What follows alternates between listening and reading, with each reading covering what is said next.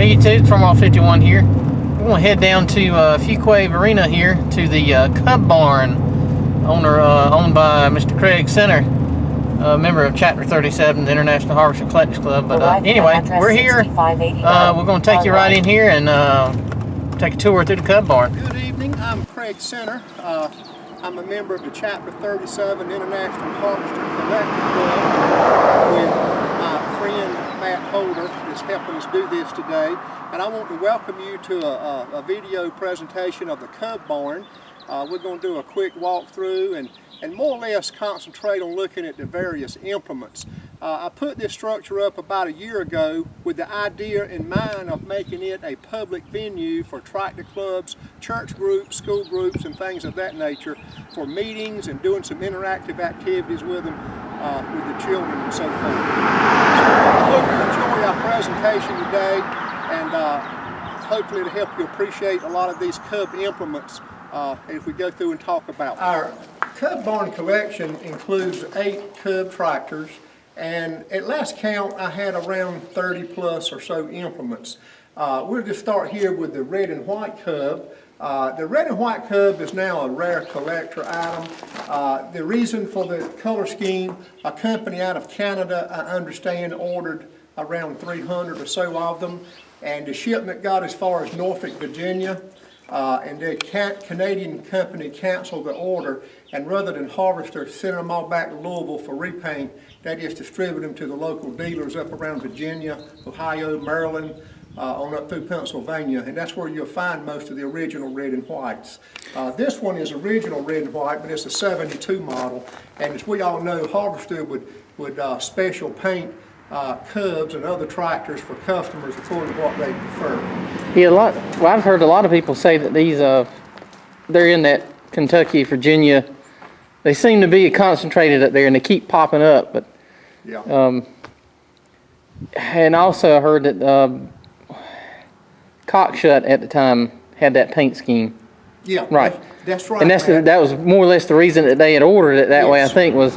That's a good point. Cockshut, I think at the time had that same paint scheme, and they wanted to mimic it, I guess. But it's an interesting paint scheme on the Absolutely. Cub. It does look good, and so. Of course, as an NC State fan, I love that color scheme. Yeah. But the red and white series in the original order was 1964, and that's when they started the 12-volt system. I think there was a few special features on the red and white. Yeah. That they had along with that. This one beside of it is a red 64, and when I got this tractor, it was originally red, and it was the 64 version there. Kind of 64 was the transition year, so to speak. It was the first full year of the square grill, and it was the last year of the Farmall designation. They went to international in 65. So it was kind of a transition year. This Cub here came from Richmond, Virginia, from the James River tractor dealership. I bought it not running because of what all it had on it. But long story short, all it needed was a coil, and it cranked and ran like a champ. So as I got to learning about the 64 model, since it was kind of a collector Cub, I decided to go ahead and restore it because of its collector value.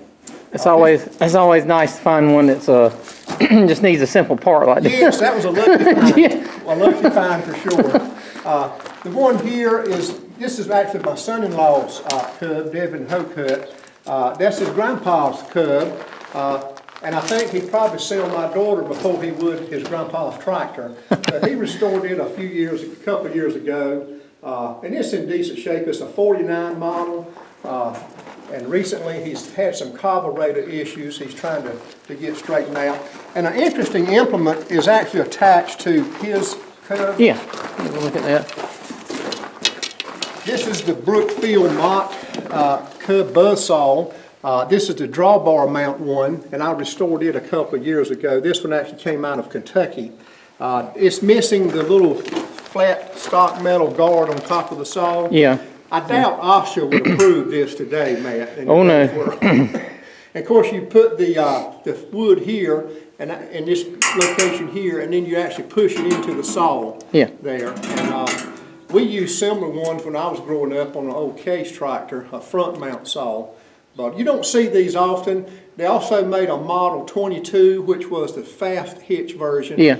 And personally, I only know of 2 of those in existence. Wow. A couple of my collector friends, one in Pennsylvania, one in Illinois, have that item, but you never see the fast hitch ones come up at all. Yeah, I can't say that I've ever seen a fast hitch. I've seen one in the book, and like I say, the implement book that they have, but I've never seen a. I haven't really seen one mounted on the. You see a few pictures in the archives or something, but of the drawbar mount, but. Yeah, there's a few more of the drawbar mount ones around, obviously. Yeah. I'm guessing by by as time went on, safety concerns. Yes, that's true. They probably got more. That's true. As time went along, this would not be proved in today's world, for sure. Okay, and the next line of Cubs are the Long Stripe series. Yeah. I have managed to get hold of all 5 of the different Long Stripe model years. They started the Long Stripe series in late '75. Okay. And the color scheme on the late '75 Long Stripes, all I've ever seen originally have been yellow and white. Now recently a 37 chapter friend of mine found one that he thinks is original paint. I haven't seen it personally myself, but it's a red Long Stripe 75. Yeah. And all the tractor collector friends that I've talked to, they've never seen or known of a red 75 Long Stripe. So that's kind of a mystery that's real interesting that's come about. The Long Stripe series, they stepped them up to the mighty 15 horsepower. And I understand, Matt, they did that by a dome piston, a zenith carburetor, and a little larger intake. Okay, as I was saying, they stepped up the horsepower on the Long Stripe series the last 5 years by making a few altercations like a dome piston, zenith carburetor, and a little larger intake, I understand. The Long Stripe Cubs are really desirable and sought after. As far as numbers go, they made lower numbers in the last years of Cubs. In fact, I understand, Matt, from 47 through 53 or 4, they made more Cubs in those years than they did the rest of the run through 79. Yeah, sometime it's late 40s, early 50s, they were popping them out, I mean like crazy. I mean, one right after another. According to the Louisville plant, the numbers, production numbers, I think the most were made right in those years, because it seemed 48, 49, 50, 51, 52, it seems like there were more made, and then they kind of leveled off after a while, and then they picked up in the 60s sometime or another, and then they kind of fell back off. I know the 75 Blue Stripe, I understand there was less than 500 of those put out at the end of the run that year. Yeah. And on the end, the 79 Cub, there was around only 500 or so of those made the last year of the Cub. Yeah. This one here has the 54A blade, that's the 78 Cub, has the 54A blade. It's designed to be front mount like you see here, or you can mid mount it as well. Yeah. Up north, our friends up north call these snow plows, and down here in the south, us southern boys, we just call them a blade, a dirt blade. Yeah. We don't get much snow to push with them. Yeah. It's a very versatile blade. I also have the snow extension over there that goes on the top of this. Yes. It gives it more plow depth for snow on that.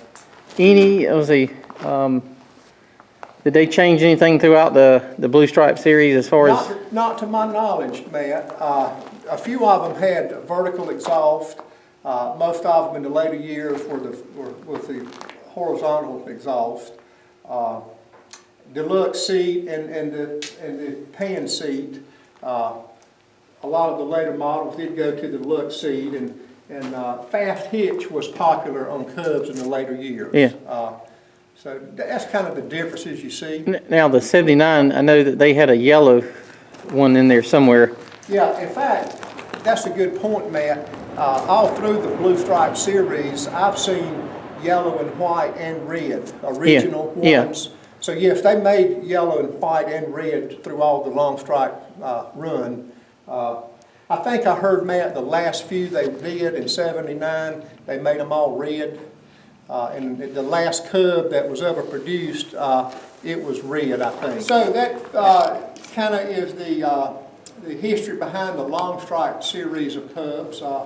As I said before, they're highly sought after as far as cubs go. A lot of people look into the later versions, and they typically demand a good price for on the market, anywhere from $2,500 plus, depending on the condition. Yeah. You typically don't see all of them in one spot. Usually, you know, it's hard to. Been one of my collector goals to get hold of all 5 long stripes, and I've been real blessed to do that. The 77 there, it's a good solid tractor, and we're going to certainly keep it in its workflow. Yes. That's the one we do our gardening with, and if we're going to use the cub to pull a trailer and things for work purposes, you need to keep one cub you don't mind using a lot. Oh, yeah. These 2 pieces here, getting back to the implements, they're somewhat rare. The manure spreader, this is a model 100 that McCormick made. As I recall, it's about 35 bushel capacity. Cub will handle that fine as far as the horsepower goes. As Matt is showing you there, it's an implement that they would not stand behind. Oh yeah, yeah. I was the only one that wouldn't stand behind. I didn't put the floor chain back in this one when I restored it because obviously just using it for parades and shows. Yes. And also on the bottom edge you see some wood strips. That's not common on them, but I decided wanted to keep my panels original. So they had rust out on the bottom of the panels when I was restoring the spreader and the cub trailer there. Yes. So I decided to cover that up with wood so I could keep my panels original. And for my purposes, it looks and does fine. Yeah. Oh yeah. On that. The manure spreader is ground driven, and it still is in good operational condition. The tires really ought to be turned backwards on this. Yeah. This is the way they came when I found it, and I just decided to leave them like that. But typically, the tread would be turned backwards for traction. Yeah. On that. The cub trailer, Harvester made these back in the 50s and through the early 60s. They didn't ship many of these in the South. Southerners would typically, we would fabricate our own things and make our own trailers. As I understand, Matt, a lot of these cub trailers were sent up north to large cemeteries and maybe sports facilities. The cub trailers, there's 3 different versions of them as I understand. This is the capacity is 4 foot by 7 foot, and I think around a ton weight capacity, if I remember right. Yeah. And it is a dump trailer. It does dump, and they're still very useful. Of course, the purpose of a lot of us now, we just use it at shows. I know I do hay rides with children at tractor shows and things. Oh, yeah. With them. And it is a desirable implement. The trailers are probably harder to find, I would think, Matt, than the manure spreaders are. Yeah, you see them sitting somewhere out in front of somebody's house or something. You know, they use them for yard art or whatever. But yeah, the trailers hard to find the trailers that aren't eat out or missing a tailgate or something like that. And they had the what is it called? The diamond back metal floors in them. Yeah. And this is all original. Of course, I put new tires on it when I restored it. Sears made, or was it Sears, David Bradley, or somebody made one similar to it? I understand both of them did. And they had fenders. I think they had fenders on theirs, or I think so. And it was I think it was almost the same trailer. I mean, it's really close in looks, but because I think I've found a couple that I thought were cub trailers, but then you happen to see the fenders on there, and of course that wasn't a DH one. So. Yes. And as I understand, Matt, and remember, there's 3 different model number versions of the Harvester made one. with very little differences in them, Yeah, really. yeah. The dump latch assembly is a little bit different, but other than that, there's not a lot of difference in them. Yeah. On that. Moving along to the implements, we'll try to speed this up some. Okay. I've got most of the fast hitch implements collected. This is the F38 disc harrow. Still a very popular implement. We actually use this some to disc the garden with. This is a bush and bog disc, and you know, if you've ever used one, you know you have to come back, and the next run would be half of the disc width. That's right, you have to double disc it, in other words, Yeah. to really do a good cutting job with the disc. This one's in good shape. It's got good scallop disc blades on it. I might restore a few more of my implement pieces, but this disc, I'll probably just leave it like that, because like I say, we still use that. Yeah, they're good for cutting up, you know, tough areas. And This is the #1 platform carrier. We call them carry-alls. Matt has one that he's recently restored, but this is a very versatile implement still today. You see, I've got my sprayer here that I do some boom spraying, some gun spraying under fences and around ponds and things. But it's a very handy tool. I also mount my 4E hammer mill that we'll look at in just a moment on here for tractor shows as well. Yeah. So these are very versatile, very useful implement pieces to have. This is the Cub 3 field cultivator. This is the drawbar mount spring tooth harrow. But these are kind of rare. You don't see as many of these in our area. In fact, a lot of these implements, Matt, I'm sure is familiar with this trend. Harvesters ship a lot of these implements other than the common things like discs and plows and sickle mowers. A lot of these implements, you have to go north to find them, Ohio, Pennsylvania, Virginia. Because a lot of these things just wasn't marketed that much in North Carolina on that.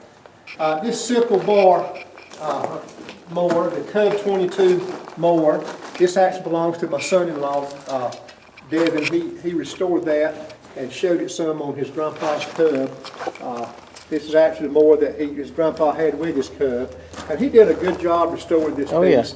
There's a lot of these Cub 22 sickle mowers around, and you can get a decent one, Matt, I'd say for about $150 on the average. A restored one like this would probably bring 300 plus, 300, probably. Yeah. Still, Devin, he used to mow around the ponds here on the farm with it before he restored it. It's got the right blue that they used also. Yes, and Matt got me on that. Our friends over at Ace Hardware, you can get the IH blue there. It's actually called Harvester Blue, I think, or Harvester, something like Harvester Blue, but it's supposed to be they use the same color. Pigment. Or whatever, so, but it's got almost a purplish tint to it in a way if you look at it a certain way, but it is definitely distinct blue that you can tell apart from other blues, I guess. But yes, and I always use that Ace Hardware brand of IH blue because it's a dark, rich blue there on that. If you ever buy one of these Cub 22 sickle mowers, you need to be sure you have the pulley. A lot of times that's missing. That goes on the PTO that runs the belt drive. Now the width on these, you could get a 4.5 or 5 on the sickle bar itself. That one looks to be about 4.5 feet. I think that's right. And these are the two different versions of disc plows that Harvester had for the Cub. There's one other one, I think that was a off-brand disc plow, but these are the two that Harvester had, the 152 drawbar mount disc plow, and then the 153 fast hitch one. The 153 fast hitch version demands a little more money on the marketplace. A little harder to find than the drawbar mount here one is. But these mount up under the Cub. We didn't use these a lot in the coastal plain. Harnett County here is in the western edge of the coastal plain. So I didn't grow up seeing or using disc plows here.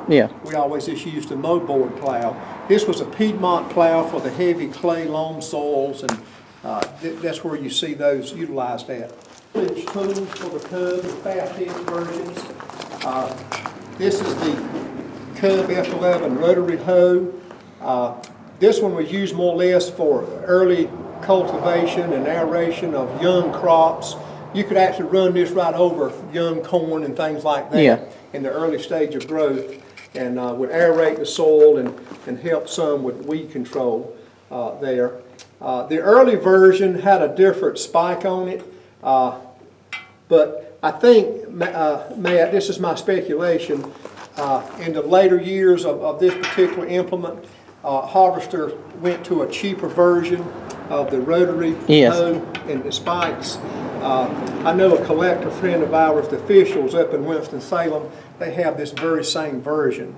But the earlier versions has a longer spike, and it actually is built into the housing of the disc, which would be a more expensive component to put out. Whereas this one, as you can see, would be a lot cheaper. This is the Cub F3 spring tooth harrow. This is probably the easiest to find of the 3 Cub tillage fast hitch implements. You can still find these pretty regular. I think originally the Cub version would only have 7 shanks on it, but this is like I bought it with 10 shanks on it. You probably wouldn't want to have 10 for a Cub to pull it through the dirt. The spring tooth harrows would break up the soil more and get it closer to planting structure and help some with aeration as well. On that. And this implement here, the peg tooth harrow, the Cub F4 peg tooth harrow. Now, when I was growing up here on the farm, we called these a smoothing harrow. That's what we call them. But that's the proper name for them. The Cub F4 peg tooth harrow is probably the hardest of the 3 implement tillage tools to find. Technically, this is supposed to be a double section in its original form. This one is like I found it. It's been modified to be a 1-section harrow, but it is the original hitch piece and so forth. And the components of the harrow, it is the original Cub F4 harrow. It's just been reduced down to 1 section. But like I say, these are the hardest to find, and the size of this one is better for me because it's more showable. You think about this particular harrow being twice as wide, it would not be practical to load that and carry it to a show. Would they typically fold the sides up, or how would that? I don't think so, Matt, because the front piece is solid, and I don't think they were made to be folded up that I've seen. It is more or less probably something you left at the edge of the field somewhere. Right. And you know, like a lot of these implements, Matt, a lot of these peg tooth harrows got scrapped over the years and junked, and not many of them around. Like I say, this is the hardest one probably to find. Of all the Cub implements, really. Okay, now taking a look at the various plows. This is the Cub F11 2-way plow. This again, we didn't use these here in the coastal plain that much, but it's a Piedmont plow where you could go and come in the same farrow. You would go down one way and flip it with the lever here, and then turn around and go in the same farrow to make another plow run. Cub plows typically, Matt, used a 12-inch plow size. The coulters, as I understand, are 16-inch size on your coulters. And they have a square shank for the 2-way plows. For some reason, I don't know why they did it.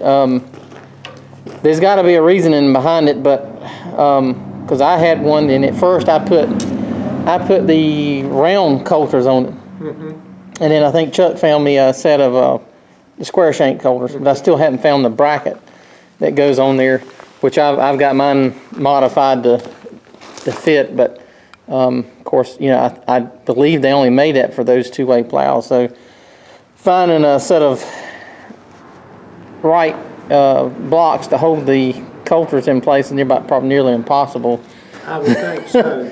A couple of these implements like this one and the 78 and 79 Cub, I bought these from a young man up in Lynchburg, Virginia, who has done a lot of Cub collecting and buying and reselling.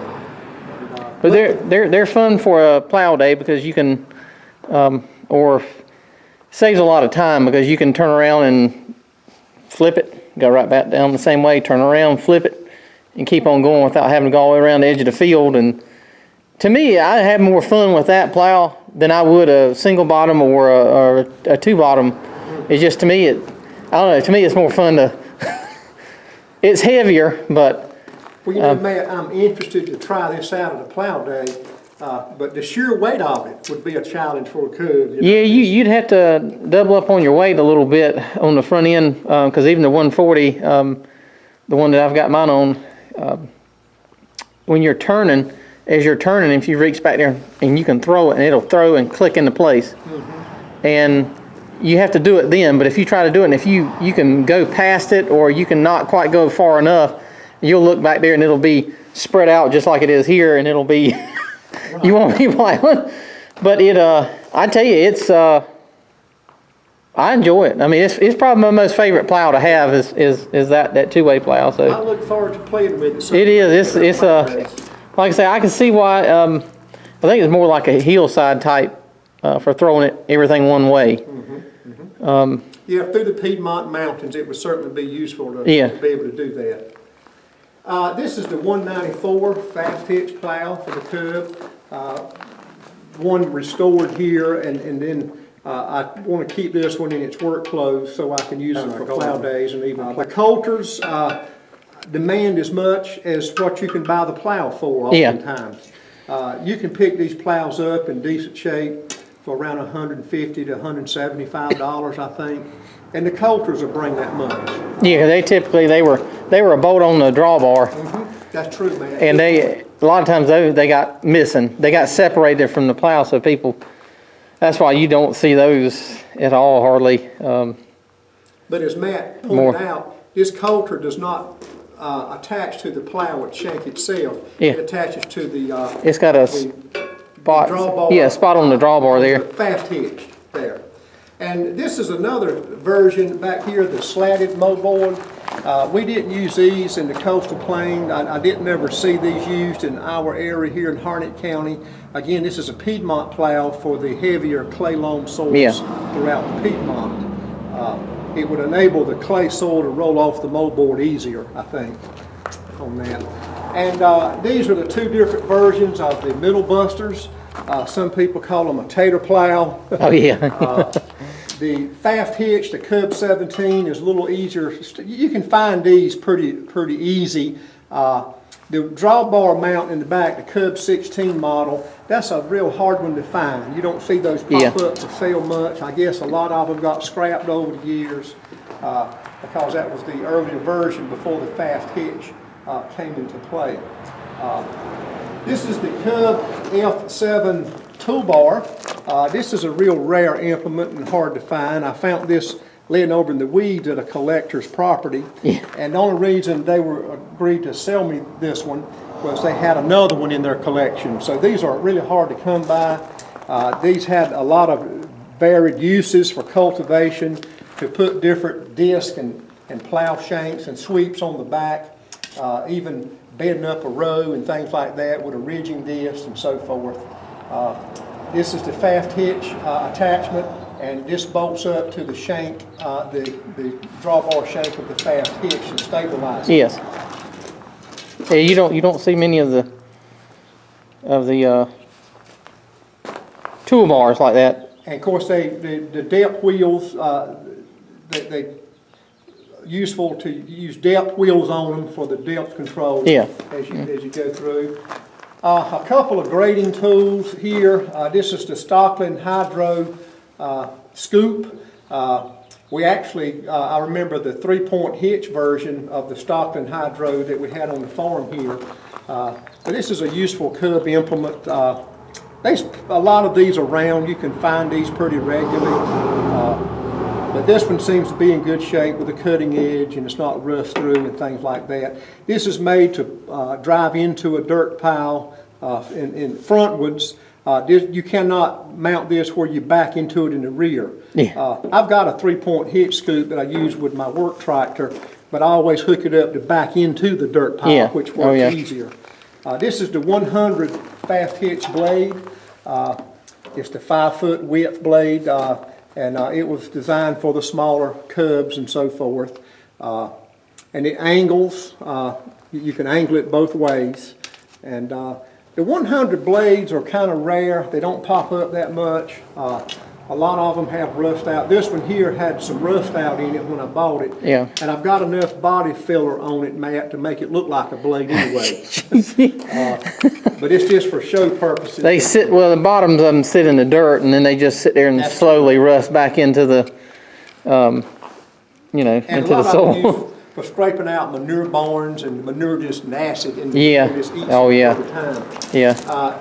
And going back to the color schemes of these implements, some of these implements were industrial yellow, and I understand, Matt, if they were going to ship an implement to an industrial dealer, they would ship yellow ones to the industrial dealers. Yeah. Like the 100 blade, a lot of those are yellow. Yeah, Chuck has one on his that's industrial cub, and his is yellow. He does. So. And I know the white scheme, that was the farm implement color, and they would send those to the farm implement dealers. And that's true with a lot of these implements. The earlier cub implements were mostly red, with sometimes the IH blue component. I know most of the Cub 22 sycamores were blue that I've seen original. But the white color scheme, two things. It was sent to farm dealerships, and also it was a later color version. Oh, I know on the cultivators, a lot of the later cubs with the cultivators, they had a white, the 144. That's right, yeah. White. I think that was in the 70s. Sometime they started that. Yes. Like a lot of these tractors probably would have had, later ones here would have had the white cultivators. Yes, that's true. The blue stripes typically do. And I know the yellow and white cubs, they typically had the color, the 144 cultivators were black often. Yeah. And this is just one of the fertilizer assembly units. The book says this is the 53C. This hopper is universal. You see that on a lot of different assemblies, and even the Super A's and so forth. But that's all the components, all the fertilizer attachment there. And like all of these implements, Harvester did put out a manual on every implement, and I've been able to collect either the original, or in some cases had to settle for reprints of manuals on all of the implements that I've been able to collect on that. And this is the drawbar mount moldboard plow, the 193 plow. These are very common. Man, I guess this is probably one of the most easiest to find implements. Most of your old cubs for sale typically will have a 193 plow with it. They're probably the most common, I'd say, along with the cultivators, is about the most. Everybody had a plow with their cubs. It seems like. But you turn the drawbar around backwards, and then this bolts to the drawbar itself. Yes. And this leveling lever, we call it the dog leg, sometimes mat or something. Yeah. But you need to make sure you get that with the 193 plow. Yeah. Because you got to have this mounted up front to adjust the angle and so forth of your plow. Yeah, and then piece to have. Set the drawbar to where it'll float. So I made a mistake one time when I put mine on. I had it stuck, and you couldn't change the pitch of that plow. Then I realized that there was a bolt that you're supposed to take out and let it to where that drawbar could, float up and down. Up and down. This is probably one of the rarest implements in our collection. This is made by a company called Howard. Some companies made implements specifically for cub. This is the Howard model L28 rotavator. We typically call them tillers or rototillers. But this is a hard implement to find. They don't pop up for sale often. The color scheme on this, as you can see from the original patina, was like an orange. But this one is in good shape. It has the PTO shaft extension, and seems to be in good working order on that. But you have to have, Matt, you have to have what they call a reducer to use this implement. Oh yeah, the D-speeder or something they call it. Yeah, that's a hard piece to find. I know. That brings just as much, as I've seen them go for, $800 more. I have too. And it's unreal. It will. Again, I didn't buy this to really use. I bought it for display and show purpose. So I'm not going to ever invest in the de-speeder attachment that you have to have on the PTO coming off the tractor to use this. Yeah, maybe one day when you can run across one. This is the another company that made implements, mowers particularly, the Danco. Yeah. That made this for international. This is what they call the C2 Danco mower for the Cub Farmall tractor. This is the fast hitch version, the rear mount, and they also made a belly mount version of the C2 mower. Yeah. Again, I painted this with white because I'm a farm collector, but a lot of them were yellow that were sent to industrial dealers. 42-inch width, and I'll be honest with you, I've had a few Woods belly mowers over the years with some Cubs, and in my opinion, 42-inch width is all the mower a Cub wants.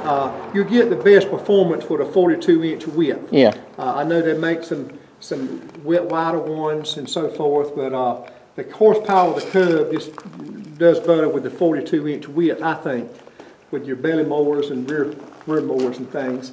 And there are several other versions. Some other companies made mowers for the Cub.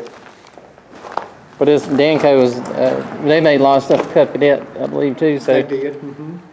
The shield, the belt guard here is a lot of times gone on these mowers. And so forth. Back here in the back is a real common implement, still very desirable, the 184 fast hitch planter. A lot of people still use these in their gardens and so forth. Oh yeah. This one is in good original condition. I understand later, Matt, they went to a fiberglass hopper and actually had a rubber wheel cover. Yes. That you could get for them, the press wheel back there. The 186, which is, they had a 185 and then a 186 that I have, it has the fiberglass hopper on it. The small, it's a little bit shorter than that. Well, it's close to the same size, I believe, but it's got the fiberglass hopper like.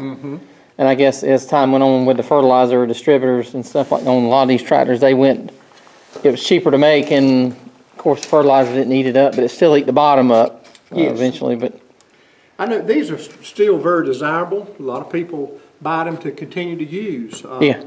And in good original working condition, they'll still bring close to $500 now. Oh yeah, That's about the average market on them, really. This is the all steel corn sheller. Oh yeah. These are popular with collectors now. Matt, there tend to be a lot of these around, I've noticed. They pop up pretty regular for sale. I was talking with a guy the other day, and we were trying to figure out why were there so many of them? And the only thing we can figure, chickens and hogs and things like that you would do small if you were. Most people, had the animals and stuff to eat or whatever. They would, feed them with this. Of course, larger operations took bigger equipment, but this is something more that's typically been on the front porch of the house or something like that. Or yeah, sure. And that was often the child's job when they got home from school. Not to play video games, but to shell corn. Yeah, shell corn. That one has been restored probably 10, 12 years ago. Yeah. And it does have a little belt strip on it, and the nubber. On the end there. It's good working condition. Clean the kernels off the end. We shell a little corn with it here and there. This is the 4E hammer mill that Harvester made even before the Cub started in '47. This one, of course, is still in the original condition. Oh yeah. It's a good working mill. I've demoed it some at some of the various tractor shows. It's a dusty implement. It is. It'll dust you down. You don't want to hook up a painted tractor to demo. I know a guy that lives down in Richlands, and he'd love to have some screens off of that thing. Yes, indeed. Al Jones, our friend that Matt is referring to, he kind of got me interested in the 4E hammer mill. And Matt, Al has one that's in really good shape. I found this one in Kentucky. They're hard to find. They don't pop up for sale often. And a lot of times if they do, they've got rust through. Yeah, there's usually some on the neck here. Some of those pieces are rusted out, or it's missing something, or it's been dented or damaged. Yes. Like I say, it's hard to find. It was something that was used quite a bit, I believe. So. It was. And a lot of rust out occurs down here toward the lower end of the neck or the base. Uses, I think that's a 5-inch belt. Works good on these. Yeah. I don't have but 2 screens. If they made several screen sizes. I know a collector up in Illinois, the Fosters. I've become friends with them on social media. They have an extensive cub collection, and I think they have all of the screens for their 4E hammer mill. Yeah. It's a nice implement you can display and show and use actually, or demonstrate, I guess.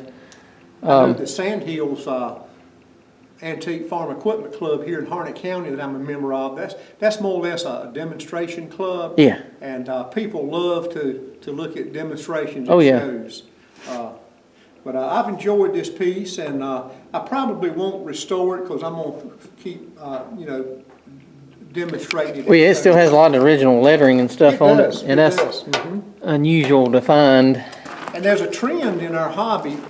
Most of you probably know this that are collectors, to leave things original now. Years ago, we thought we had to paint everything. But now there is a trend, even with tractors for that matter, to leave things original. You know, the old saying is, a tractor is only original one time. And I think we're seeing that trend more with older antique tractors. Yeah, oh yeah. To clean them up good and use the original patina that's left on them and not restore them. This is the Black Hawk corn sheller. I made it to have an International Harvester flavor. Oh yeah. I'm using the blue, and I built this box there, but kids love to shell corn at shows. And, there's probably 9 million of these Black Hawk shellers around, and people. Yeah, you find one of those about every flea market you go to. There's one of them somewhere, and usually you see a Cracker Barrel or something like that. So. Yes. You know, looking at the pedal tractors, one fabricator made a small run of cub pedal tractors. One of our friends in our chapter has one actually, and that's the only one I know of in North Carolina. But the cub pedal tractor is surely a collector item. Each dealer got one, I think, when they were promoting the cub. Yeah, each dealer is supposed to have gotten one. Okay. And the dad was there looking at the tractors and stuff. He was supposed to be, the kid was supposed to be over there on the pedal tractor. Get focused here. All right. Okay, a couple of the implements we keep under the shelter part because of the size. This is the very popular 23A Cub pull disc. You cannot lift this disc. It's just made for pulling only. These were designed for the cub. And the farmer usually left at the edge of the field or on the edge of the woods to the next use time. Yeah. Those cub pedal tractors, as I understand it, if they do pop up on auction, man, I think they demand what, $2,500 plus. I've seen them $2,500, $3,000, and then and they're probably one of the most highly sought after pedal tractors there is, I believe. So. I agree, and for that reason, the cub barn probably won't ever have one. Oh yeah. I keep kidding my buddy that has one. I tell him now, I've got a spot cleaned out for that cub pedal tractor when you want to bring it on. Yeah, you definitely don't let the little kid on that one play with that one. And I'm like most collectors, I collect smalls as well, and I've tried to collect things that are kind of odd and rare.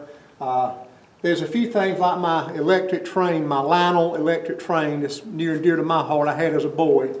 But other than a few things like that, it's all International Harvester things. I put together these 2 tractor displays a few years ago. Of course, I was an ag teacher, so I'm always going to be a teacher at heart. So I put these together so folks could hopefully learn some things about our offset tractors. This one here has all the tobacco tractors, I call it, from the Farmall A up to the 140 in the years they were produced. the 100 to 130, people don't realize these wasn't produced but 2 years apiece. Yeah. And there's not many of those in circulation. And what the general, I guess, the Super 8, when the Super 8 come along, people bought all, when they were switching over to the 100, people went and bought a lot of the Super 8s. Mm-hmm. Typically, the tractors had a 5-year span-ish or so.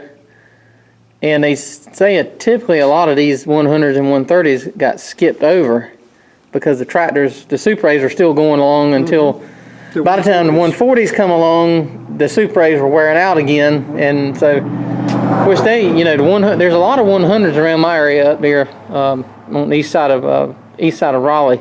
But they're, I don't know, those two tractors seem to get skipped over a lot for some reason. You see a Super 8 and then you see a 140, but you don't see that many 100s and 130s around. Yeah. This is the Farmall Cub display board. Oh yeah. I've got a toy model of each style version, and I tried to, as best I could, look up the serial number range of each style version and the total of that particular run. And as you see here, according to my calculations, forgive me if they're wrong, there were 185,000, almost 186,000 cubs put out in 47 through 54. Then you look over here at the Blue Stripe series, from late 75 through 79, there was only 5,500 or so put out in those last 5 years. Yeah, like I said earlier with the Louisville numbers, you can see the reports, the daily report, that the numbers really declined in the late 60s, early 70s. They really got to where they weren't producing that, and I think that's what drove them to cancel the Cub after. Yeah. The demand just wasn't there. The one row, the 140 and the Cub had about played out by then, I guess. And there were so many used ones available. Yeah. Of course, the that were 1950 white demo series, the Cub was in that lot as well. Yeah.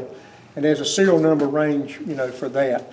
I think, Matt, do you have one of those in your collection? I did have one at one time. Yeah. And it was it was a early 50 or white demonstrator. So. And these you have to forgive me for the Alice Chandler and John Deere, but this is the 5 tractors that the North Carolina FFA did. They did one tractor a year for 5 years, and so I was able to get hold of those each year. This is the McCormick Deere mower knife grinder. These are you can find these.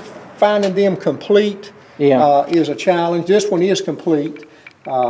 And my friend Chuck Mann, he's the publication and paper guru for collecting. But this is a copy of the manual they had for that piece. But these were used to sharpen the sickle knives on the Cub 22 and other sickle bar mowers. These were designed as this picture depicts to mount right on the wheel of the old horse-drawn mowers and work that way. And I've tried to collect a few odd things. I know the little Handy Andy book is desirable with Cub collectors. And this is the plastic snap-together model of the Cub. Those are rare to find. Things like that. But, and I've got a few books that I've been able to collect. Oh, yeah. There's a few popular books that us Cubbers like to get hold of as well. Yeah. That's a good book to have there. The Cannot Bite. Yes, it is. It really is. And down under here is one of the old toolboxes. You see those on thrashers and older equipment. And this is the reflector kit that was in all IH trucks when they sold them at the time. That's right, yeah. On that. So we're still collecting small things mostly. Yeah. I have certainly bought all tractors, and there's about 2 more implements I'd like to get hold of, but other than that, we've about collected the large items that we're going to invest in. But collecting is a bad disease. You need to get vaccinated for it early if you've got that disease. But it is a great hobby. It's been near and dear to my heart, and other than the tractors and the implements, the friends and the relationships that you develop in this hobby is what makes it special. Yeah. But come by the Cub Barn anytime. I have a Facebook page, the Cub Barn Facebook page. So check us out, and I built this for people to enjoy, and that's what we want. Yes, sir. Thanks. Where are you located? The address is 6589 Christian Light Road, and that's Fuquay Varina, North Carolina, 27526. And if you look me up on Facebook and private message me, I'll be glad to give you my cell phone and arrange a time for you to come. Yes, sir. Well, it's a great display. I enjoyed going through it and looking at it all. And like I say, if you want to see some Cub stuff, come down to the Cub Barn in Fuquay, Harnett County. Thank you, Farmall51. Yeah. Thank you, Matt, for doing this. All right. Thank you, Craig.